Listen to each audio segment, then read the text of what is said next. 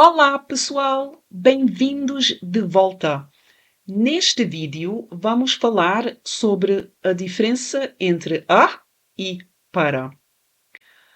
A indica o movimento de alguém, o destino, para onde vamos, mas de uma forma curta ou um movimento simples.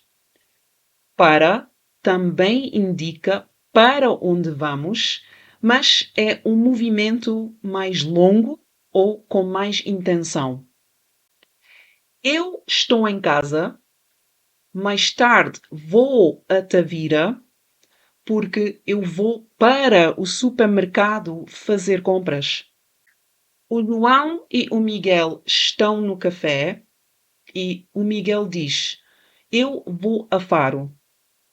É um movimento simples, é uma explicação simples.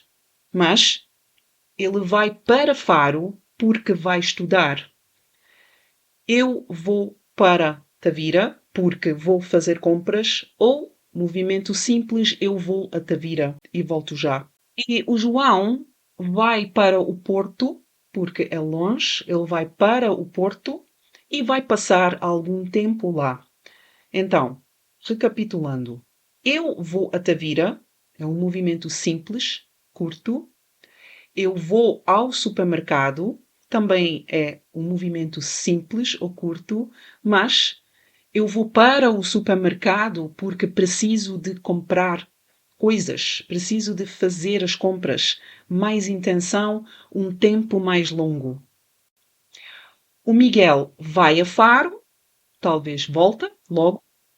Ou ele vai para Faro porque precisa de estudar ou porque vai estudar.